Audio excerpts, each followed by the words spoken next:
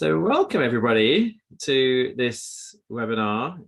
This is called How to Not Suck at Your New Year's Resolutions and Create New Year's Resolutions that you can actually stick to.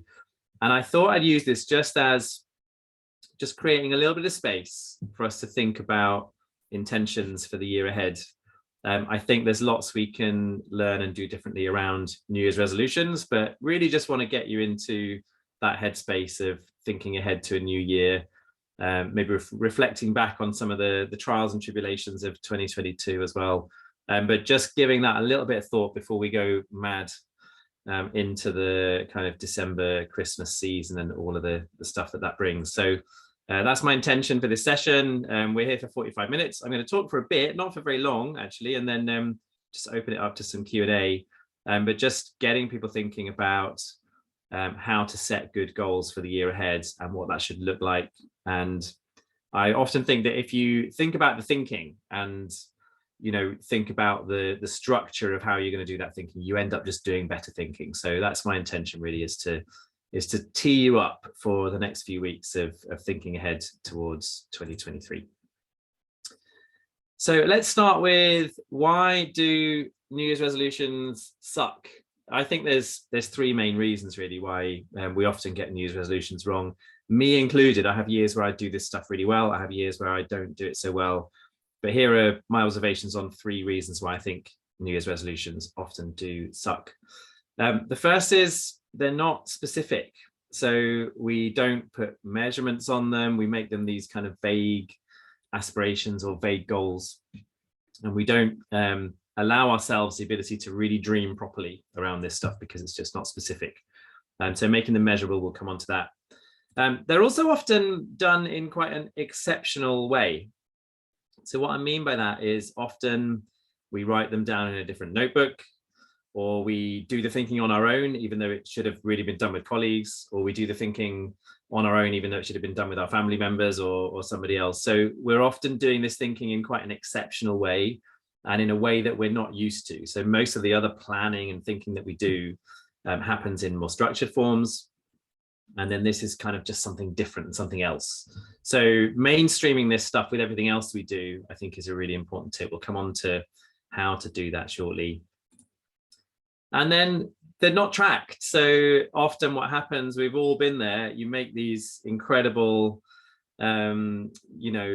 revelations about our future selves, and we say, hey, in a year's time I'm going to be this and I'm going to do that and it's going to be amazing, and then we don't really hold ourselves accountable. We don't track it, we don't come back to it, and so we end up in this place where we can dream big, but then we don't actually do the doing on the other side of that. So we're all about productivity and action here at Think Productive, so we will look at some of the things that we can do to change that.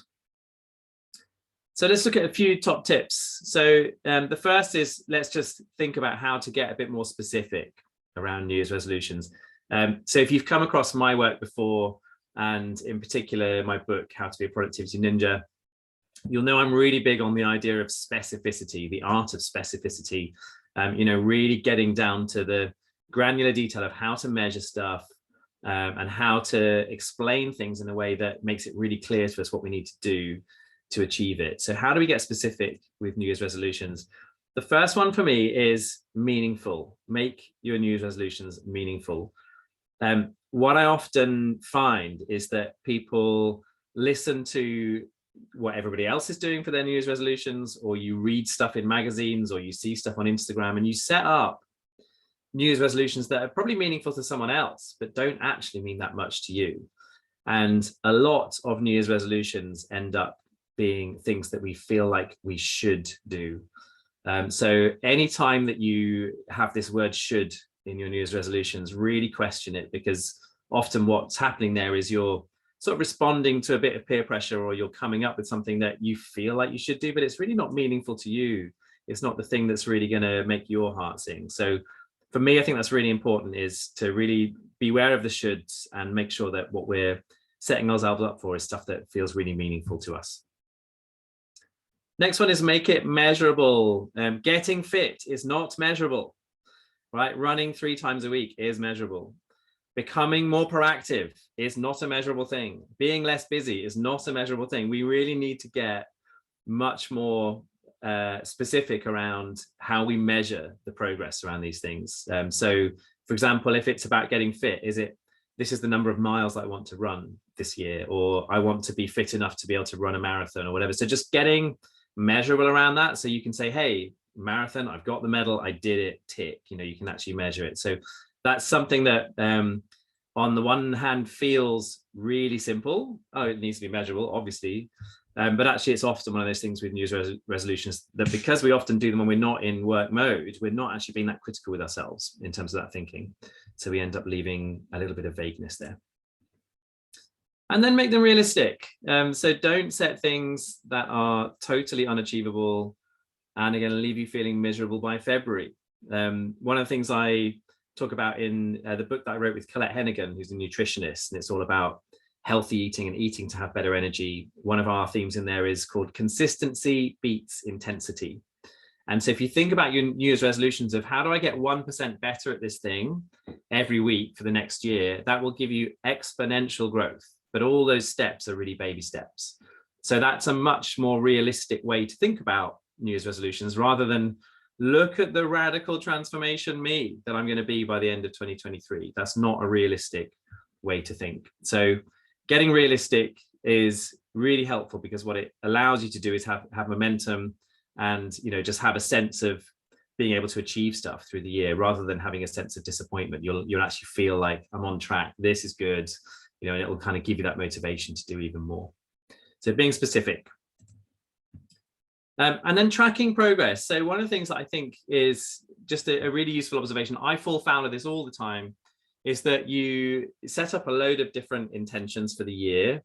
And then what you don't necessarily do is track the progress in terms of where those are going to fit in the year. So often what happens is the default setting for all New Year's resolutions becomes, I'm going to start this on the 1st of January once I've recovered from the hangover of New Year's Eve. But actually some of those things from your New Year's resolutions might be things that you're going to start in April or June or August. And so just knowing what does the tracking of this look like? What are the times in the year where I'm going to give myself a little bit of space to reflect, as well as maybe to be agile and plan ahead or come back to.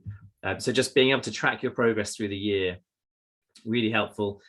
Obviously, the most obvious way to track progress with all projects is to do a really good weekly review, which is something I talk about in How to Be a Productivity Ninja. But also this could be at the end of the month, just having a couple of hours where you're just going for a walk or sitting in a coffee shop or just spending some time, having that in the diary as a thing that you're going to do.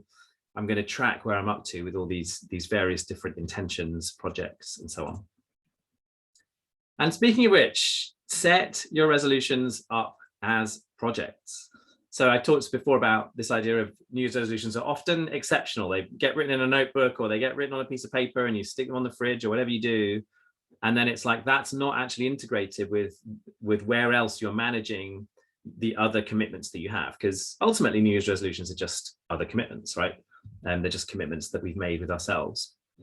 So having a really good projects list is a really good way to go with that. If you've not read How to Be a Productivity Ninja, let me give you my definition of a project, which is a little bit broader and means for most of you that you have way more projects than you think you do, which is a project is anything in your life that you want to get done that will take you either more than a couple of actions or will take you more than a week. So if you think about it in that way, anything that needs tracking for more than a week, everything where there's more than 1 or 2 steps to do, that's a project. We don't need to put those on our to-do list as actions. We need to put them on our projects list as a project and then work out what the actions are towards that. So setting them up as projects and treating them in that way and being your own project manager with these things, as boring as sometimes that sounds to be your own project manager, it really helps to hold you accountable to yourself and just figure out what's the progress, what else do I need to do. And I find this helpful to have the review points in the diary before I actually plan any actual New Year's resolutions. So before you even start thinking, what do I want next year to look like, put those review points in the diary. I'm a big fan personally, maybe it's my sort of bright and hippie side coming out. I'm a big fan of summer solstice and winter solstice. So basically the middle of the year is usually kind of the middle of the week just before Glastonbury Festival. If you think about that, it's quite early on. It's kind of, mid to late June. And then winter solstice, 21st of December. And there's a big festival here in Brighton called Burning the Clocks on that day. which is a big kind of winter solstice thing. Everyone ends up on the beach with lanterns and fireworks and everything else. And I find those two things just really good marking points for me in terms of the year. You know, I know people who get really into spring equinox and autumn equinox and all that stuff too, and have the kind of 4 seasons approach. Or it could just be like, hey, it's the first of the month today. But just having those review points in the diary first, where you know you're going to come back to, that can be a really helpful way to then ground the actual resolutions as you're writing them, and just that will help you to make them more realistic, more specific, and everything else that we've just talked about. And then what are New Year's resolutions? They're ultimately commitments that we make, promises that we make to ourselves. And so the most important thing really is holding ourselves to accountable, to have good conversations with ourselves. So be really aware of the language that you're using with yourself. I think writing stuff down and getting it kind of out of your head so that you can almost have that conversation with yourself by seeing it on the page, really, really helpful. But also, we're just going to talk about accountability with other people and kind of using other people for your resolutions and you then returning that favor. So I have a bunch of friends who we get together most years on New Year's Eve. And one of the people in that group, Martha, keeps a little book. And so every year, in the kind of couple of hours really before midnight, we sit down and we just go through our hopes for the year ahead and what our goals are for the year ahead. And Martha's got this book that goes back probably like 10, 12, 15 years now. And I can go through that book and track like what were the things that I was really hoping for the next year. And I can go back several years and look at that. And so there's something really special about that time where everybody kind of comes back and, you know, for many of the people in that room, it's the only time that we see each other through the year. And it becomes this moment where it's like, oh, what did your year look like? What are you trying to do next year? And we just have that way of being able to check back in with each other. So that's just a really nice question that you can ask within your teams, within your family. What are 3 things that are your hopes for next year? Really good way to kind of instigate, you know, support conversations, accountability conversations around your New Year's resolutions. And the great thing about that book, you know, Martha's book, is sometimes you look back and you go, oh man, it's been a terrible year. Like I've got nowhere near any of the 3 things, but you know, at least you have that kind of sense of history that more often than not, I'm hitting the things that I said I was going to do. And if you never are, then that's at least some data, isn't it? It's the fact that perhaps I haven't been as realistic as I wanted to, or I'm kind of changing my mind more than I want to, or whatever. So yeah, just really nice question just to be throwing out there with colleagues, with family members, friends, just around helping you to hold each other accountable, helping you to support each other around your New Year's resolutions. So I'm going to talk just very quickly about structuring New Year's resolutions. Now, like there's so many different ways of doing this. I'm just going to share a few thoughts on how I do it. And I'm sure you have your own ways to structure this stuff already. But yeah, what I like to think about first is theming. So having different themes, and I kind of look at these as, these are just areas of my life or kind of roles that I play in life that I want to just spend a few minutes thinking about where I'm up to with those things and working out, is there something else I want to add in next year or something new that I want to bring to the table next year. So those themes really quickly. So personal, really kind of broad one, but just what's happening in my personal life, relationships, all that kind of stuff. And then you've got social, so, you know, friendships, support network, community around you, whatever that might look like, but kind of treating that as something that you want to work on. It's one of those things that often comes up when sort of people say, oh, you know, like you're really good at keeping in touch with friends. And I kind of say, well, it's because I treat that in exactly the same way as I treat doing a work project. Like I see these things as, you know, they're an important aspect of who I want to be in the world. And so I kind of take it seriously. So personal and social. Obviously work, which is a funny one, isn't it? Because you probably have lots of other ways of setting commitments and intentions with work. It's almost, I sometimes think in many ways like work is the least needed theme when it comes to New Year's resolutions. You know, we don't tend to apply the same rigor to the way we think about our work projects as we do everything outside of work. Money. So there's a couple of things here. One is you might have some financial targets around, I want, you know, X amount of pay rise, or I want a side hustle that's bringing in this or whatever. But it could also be like, what's my relationship with money? A really good exercise is to just go through and look at your bank account and just look at the items on there. Like, do the places that you spend money, do those things really reflect your values? Do they really reflect what you want to be in life? Are you wasting far too much money on something that doesn't matter? Are you really neglecting something that needs a bit more, care and attention, and therefore probably some spending on it or whatever? So just your relationship with money, as well as just, cold hard targets, I think is a really useful thing to just come back to.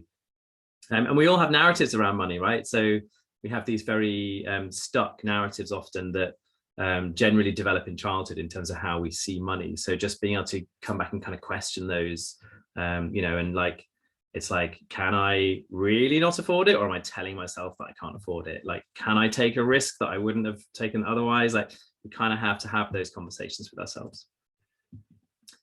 Health. So when the car starts rattling and it feels like it might be about to break down, then usually just around the corner is the MOT, right? Or you end up having to phone the AA one time and they have to come out and fix it, whatever. So usually there's a point where, with a lot of the other stuff that we have in our lives, maintenance has to be done and has to kind of kick in.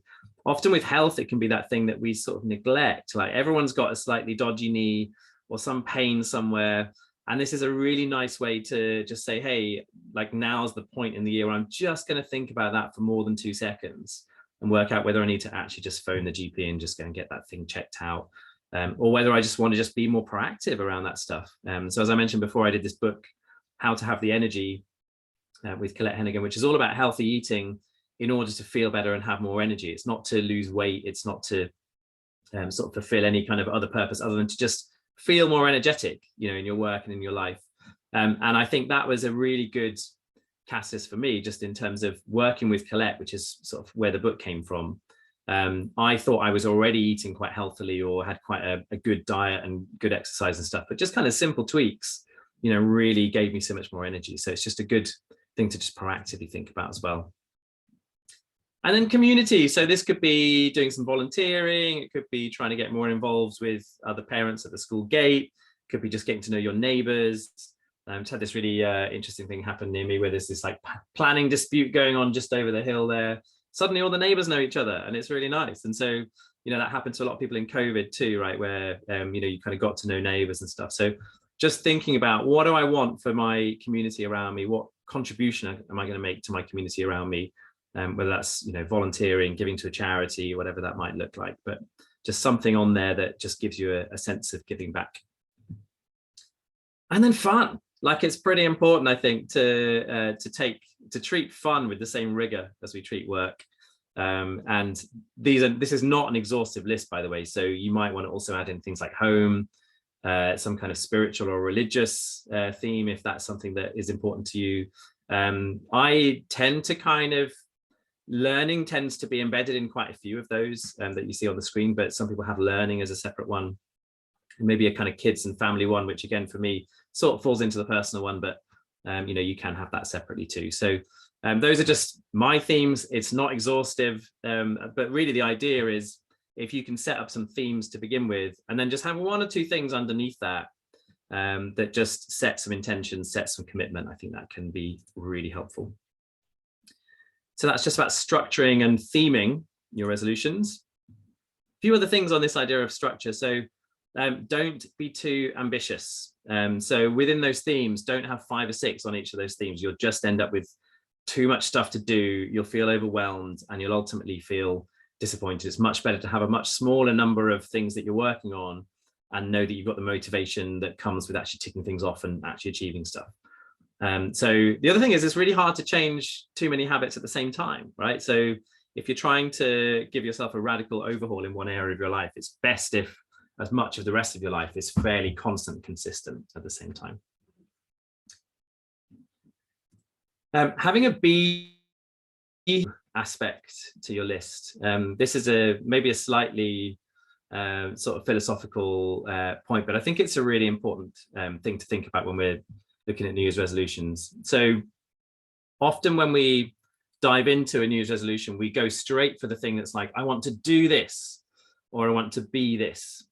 And we don't finish the thinking on, okay, what's the other aspect of that we're not really thinking about? So if the thing that we want to do is to be a better listener, you can't just be a better listener on the 1st of January. Like, you need to do something that's going to give you a better skill around that. So doing an improv course would make you a better listener. Doing a counseling qualification would make you a better listener. Going to a regular support group where you're sat in a circle listening to other people is going to make you a better listener. So we have to start with, here's the thing I want to be, but then also what's the thing that I'm going to do to help us get there. And you can flip reverse this too, right? So sometimes you'll come up with a thing where it's like, I want to do a marathon or something. And then it's like, okay, I want to do a marathon. Why? What's the thing I want to be? Oh yeah, I actually want to be fitter for my kids, or I want to be healthier. And then actually it's like, well, actually the marathon isn't the thing that I really need to do. I need to think about being this, and then some other action that supports that mode of being. So really think about the state of mind. What do I want to be? And then the doing, what's the action that I want to take to get there? So for me, it's things like, I can't just decide I'm going to be a better dad. It's like, okay, so what do I do about that? So then the action becomes, okay, so I'm going to make more quality time with my son, or I'm going to go to the autism support group, or I'm going to find other dads to kind of have a bit of a dad's club and, support each other and take ideas from each other. So it's just like, we need to kind of figure out that interplay between the being and the doing. Don't take it too seriously. Real kind of obvious one, but I think sometimes we can get so het up on this idea of wanting to be the perfect self, and we need to just cut ourselves a lot of slack when it comes to New Year's resolutions, not take it too seriously. And one sort of additional note that I'll add on that is, I think there's often a bias. There's a thing called addition bias, which is the idea that when we feel like there's something that needs to be fixed, the first thing we do is work out what's the new thing to add in. And what we often miss out is, what can I cut out? So if I want to be more relaxed, do I need to cut something out? I need to cut out some of that scrolling that's making me anxious, or cut out looking at the news so much, or whatever. So sometimes when we look at the do and be, one of the things that we want to really think about is, what do I cut away rather than what do I add in? And then be agile. So New Year's resolutions are meant to be for you. They're meant to be on your side. They're meant to be rooting for you. So you've got to be kind to yourself with this stuff. You might have had an absolute nightmare in 2022. And if you have, and you look back at your New Year's resolutions list, it might just look like almost comedy now to say, hey, I was going to have all this done and whatever. So we need to, almost before we start writing and before we start coming up with what are our resolutions, is make the starting point. It's okay if I rip this up in June, or it's okay if I renegotiate and change this stuff in June, or it's okay if some of this stuff doesn't work. So we kind of need that sense of agility at the beginning, to want to be committed and want to hold ourselves accountable, but also to recognize that the world changes over the course of a year. And so agility becomes really important when we kind of look at that slightly medium to longer term, things that we can't see right now that will be world changing. I remember writing this amazing New Year's resolutions list. I went away to Spain for New Year in 2020, and I felt like I got the world sussed and it was all brilliant. And that was, December, January going into 2020. And of course, by March, COVID hit, the whole world changed. And you just have to rip up a lot of what's on that list, or be doing something else because it's more important. And so just being really able to be agile and not take ourselves too seriously, I think really, really important. So that's it for me. We're going to open up for questions in a couple of minutes. I just want to say, if you're interested in learning more about what Think Productive does, we've got another free webinar coming up, which I think is really complementary to this one. So we're looking at Gretchen Rubin's 4 tendencies, and in particular, how to use that to create long-lasting habits. So that's free. I think Jess is going to put a link to that in the chat right now, so you can click the link there and join on to that one. So if you're interested in, once the year starts, thank you, Jess, once the year starts in earnest, like how do we then just hold ourselves accountable and create those long-lasting habits? That's another free webinar that you can join. We've got some public workshops coming up, email survival guide and project management 101. And again, I think Jess is going to put a link in the chat for those. And a lot of people think that what we do at Think Productive is all about personal productivity, email management, time management, productivity ninja. Of course, we love all that stuff. We do all that stuff, but we have a much broader range of offerings. So if you're new to management or leadership, we've got a 3-level leadership and management program going right through from early managers right through to C-suite and visionary leaders. If you want to know more about that, you can find that on thinkproductive.co.uk, thinkproductive.com. And if you want to keep in touch with what I'm doing, I run this regular weekly email. It goes out on a Sunday at 4:05 p.m. and it's one productive or positive idea for the week ahead every Sunday, free into your mailbox. If you would like that, there's almost no selling in it because I'm not very good at selling. So it's just generally me writing about stuff that feels important to me as we go through the year. They're always written that week. And fun fact, I haven't written it for this week yet. So if anyone's got any ideas or inspiration of what I should write this week's Rev Up for the Week on, put it in the chat, DM me. I'll probably write about it because I'm stuck at the moment. That's why I like doing it, because it kind of gives me a weekly sort of deadline, a weekly sort of commitment to shipping something out into the world, which is a good thing for me. Okay, let us open up for questions. We've got about 20 minutes, so I'd love to hear your questions. I don't know, Jess, if there's any questions in the chat or anything that we want to pick out already, but feel free to put your questions into the chat, or if you want to put your hand up and come and speak to us, you can as well. But yeah, love to hear your questions and hear your thoughts. Oh, thank you, Rachel, for saying, and Claire for saying the Rev Up for the Week emails are great. That's very nice, thank you. It means a lot.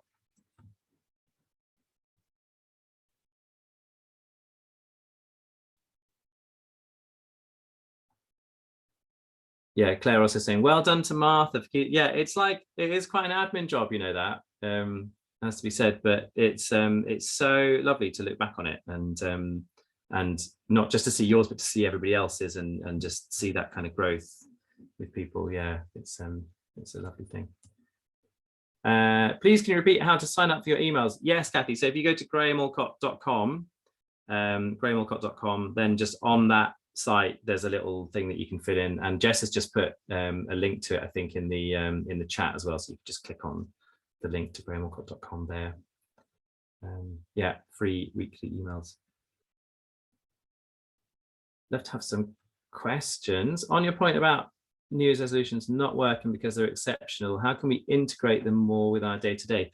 Yeah, so there's a few ways that we can do that. I think the way we track them is a really good way to do that. So if you're doing a regular weekly review, then either that review is going to cover projects and you've made them into projects ideally.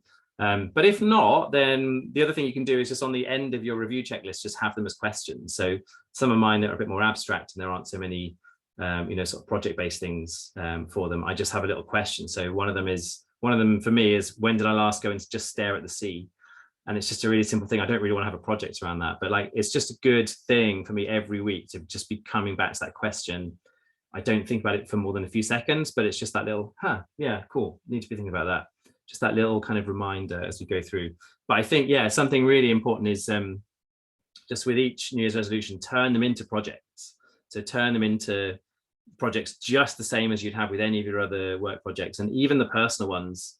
You know, I really advocate in How to Be a Productivity Ninja the idea of, you know, managing the projects of your life as well as your work in the same place, which I know some people find a little bit uncomfortable, but for me that's a really important thing.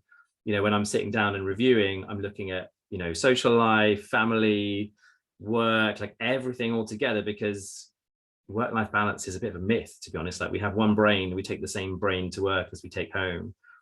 So being able to kind of review everything in that kind of way really, really helps.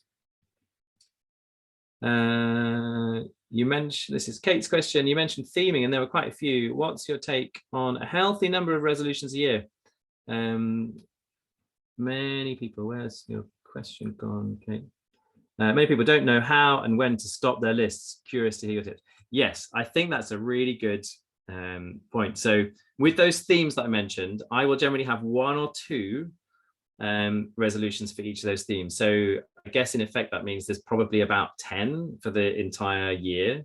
So I also think that's excessive. Like, I think I probably have too many, and I think yeah, there's definitely years where I'm sort of using the themes to just make sure I'm doing a bit more thinking on that. But some of those resolutions are maybe a little bit less my priorities than other ones. There's probably ones that feel like they have a bit more energy around them than others. But yeah, I would say in general, like keeping it on the small side, which comes back to being realistic.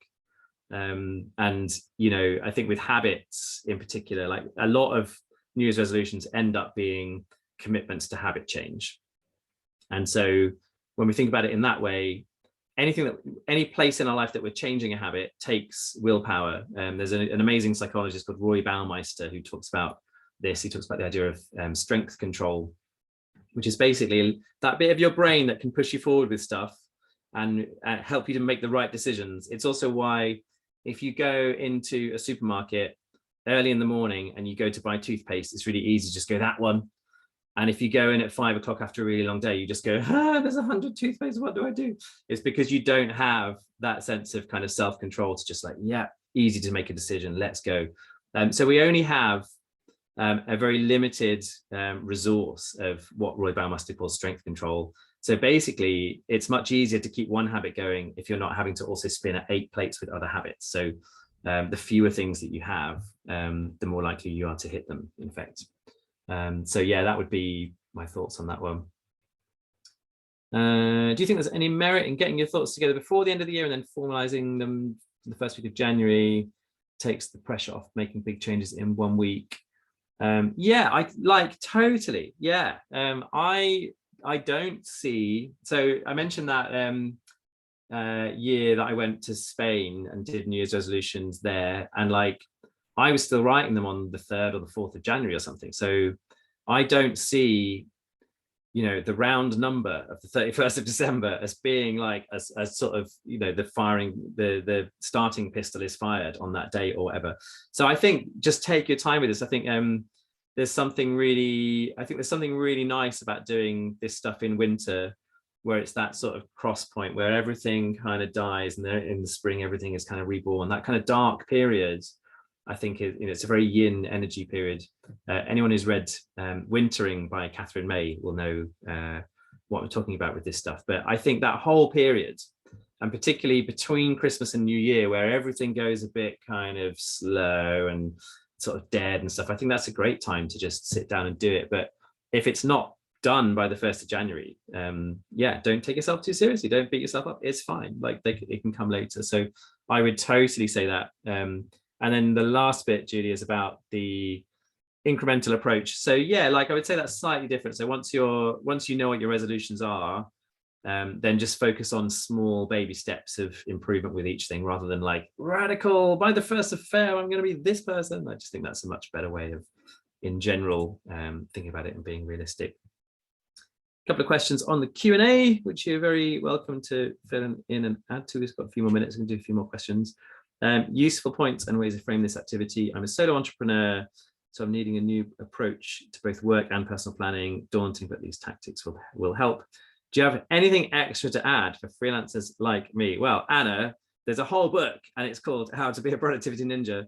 And, you know, if it helps, I wrote that book when I personally was also a solo entrepreneur at the time as I was writing that book. So I'm a huge advocate for, and I think you generally in sort of entrepreneurial or freelance kind of world, you have to be much more holistic and sort of manage these things together. So like managing your personal life alongside your work life, probably a bit more than you do as an employee. So I think, you know, the mindset in How to Be a Productivity Ninja will really help. And yeah, in particular, the stuff in that book around organizing and reviewing, I think is, you know, for me, that's like the productivity 101 in terms of getting good systems in place that really support you and help you to do great work.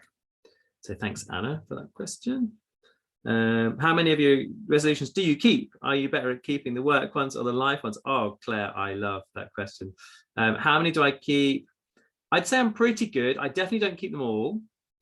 I probably would be in the kind of 70 to 80% range, I would say. I would also say that this year, for some personal reasons, my son's not been well and so on, Yeah, a bit of a clusterfuck, to be honest. There's definitely like things that I wrote at the start of the year that I've just had to sideline, and there was just no way I was going to be able to get onto them because time was taken up with lots of other stuff. So that's why I think, yeah, it's important to know that the guy that writes the productivity book does keep at least some of his resolutions. But I'll refer back to what I said, at the beginning. It's like, don't take yourself too seriously with this stuff. We need to be kind to ourselves in the way that we think about this stuff too. So I think that's really important. But I love that question. Am I better at keeping the work ones or the life ones? I don't know. I think I'm probably, yeah. I think probably similar on both. But I think that's a great question for us all to be asking ourselves. Are you better at keeping your work New Year's resolutions or your life New Year's resolutions? I think that's a really good question, Claire, for us all to be asking. Lorna is saying, the book has genuinely changed my life. Thank you, Lorna. That's lovely. Very kind. Thank you.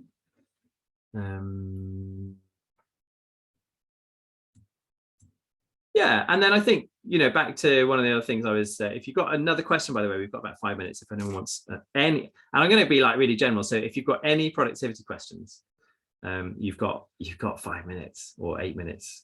So feel free to throw them into the Q&A or into the chat.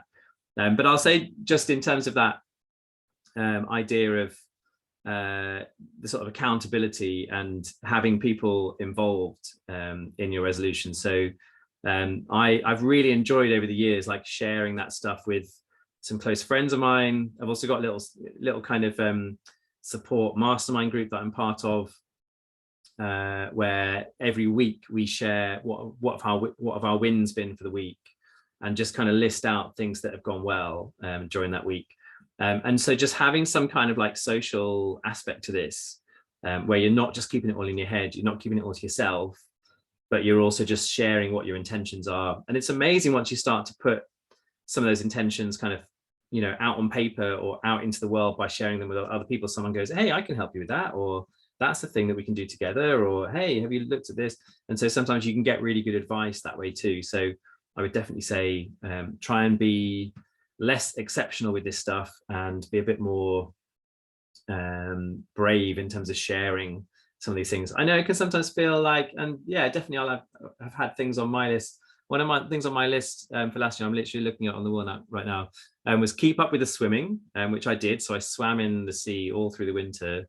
And the brackets on it is, and get past the waves, which is me admitting that like getting past those first waves was really scary for me. So like it's a scary thing to write down, but I have shared it with a few people and it has really helped, because then some of those people are people I'm in the sea with and have, actually just really helped me to get past the waves. So yeah, do be brave and share this stuff.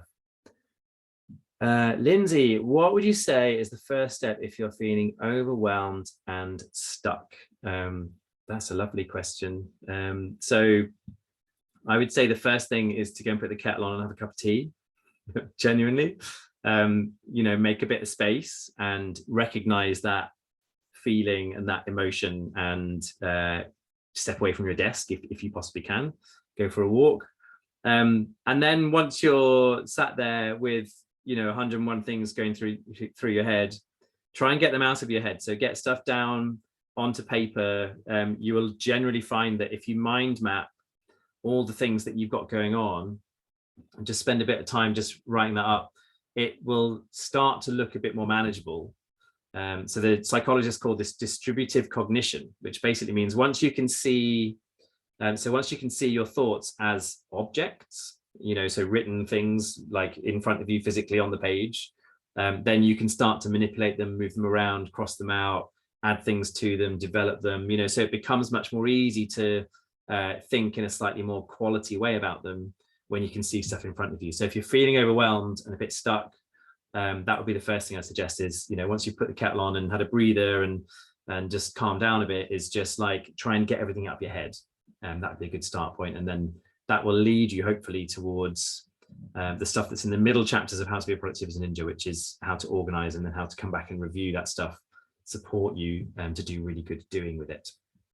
So hope that helps, Lindsay. And yeah, plenty more help with that is in the blog post on thinkproductive.co.uk. or on my weekly email if you want to find out a bit more.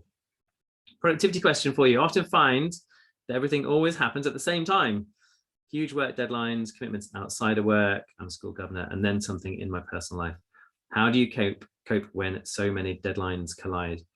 So Claire, I would say the answer to this is not so much in how do you cope when it happens, but kind of setting up the circumstances so that when it happens, you've got more flex. That would be how I'd think about that. So taking a step back, you know, so for example, I have my calendar every day. So Monday to Thursday, the morning time is blocked out and I just call it create time. And that's a really extreme way of doing it. I'm not advocating that you do exactly that. But what's really useful about me having that create time is then if something comes up that's this huge new thing, I've got time in the diary that is not already in some other back-to-back meeting or doing some other thing. I've got that flexibility already in place. And then I'd say the same is true of personal life stuff. So just being really aware that, like, yeah, my diary looks this way, you know, 3 weeks out, but I know that there's going to be other stuff and it's going to get busier closer to the time. So almost like in your head, planning for the fact that there will be some emergencies.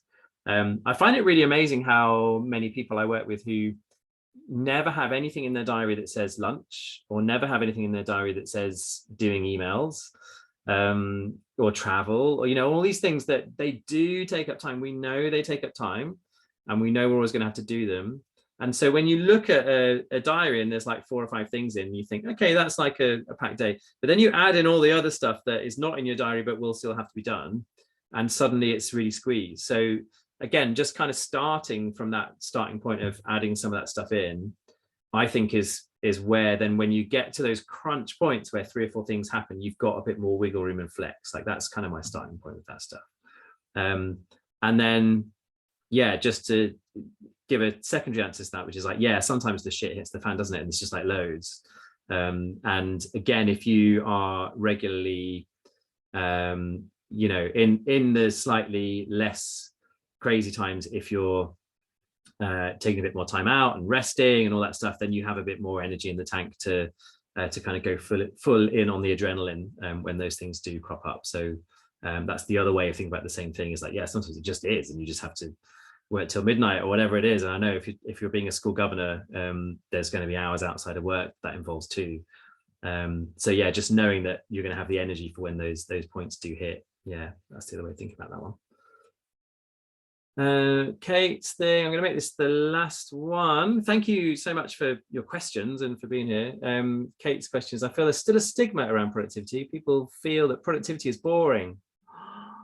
And it's all about working a lot, and in reality it's about how to achieve more with less and feeling fulfilled. How do you suggest to break the stigma? I totally agree with you. I think sometimes, especially when I was a bit younger and I was doing talks around how to be a productivity ninja, and I was a less experienced public speaker and I spoke even faster than I speak now, I think some people had the mislabeling of me and what I did, and just because it was about productivity, as being I was a bit of a workaholic, or all I wanted to do was work. And I do think productivity is ultimately, it's about making space for what matters, and part of that, you know, is, you know, working really efficiently for the hours that you're at work so that you can leave on time and like have life outside work. And, you know, for many years I've worked a 4-day working week, which has become very fashionable recently, but I think productively we've been doing that for a long time. And that's really about saying, hey, work matters, but also loads of other stuff matters. And you know, we need to be rested when we come back to work, as well as having that time and space to do other things. So yeah, I don't know if that necessarily answers your question in how to break the stigma. I suppose the way to break the stigma is to role model it, and to show people that when you're being productive, what that's doing is supporting you to then do other things, to leave on time, to have a life outside work, and to have energy for other things. So that's probably the best I can give you in terms of role modeling. I'm trying. I hope you are too, Kate. We are at 2:45, so I'm going to wrap this up. So yeah, if you want to keep in touch, you can add me on LinkedIn. You can sign up for the Rev Up for the Week email and just find a bit more about what I'm doing at grahamallcott.com. And check those links in the chat around everything that Think Productive is doing, our new leadership and management programs, public workshops and free webinars as well. And thanks for being here. I hope that was a useful space for you guys just to think about your intentions for 2023. And I guess as we sort of head into that sort of Christmas period, just probably worth just saying all the best for wintering, and all the best for some good planning, and all the best for 2023. Thanks, everybody. Have a good afternoon.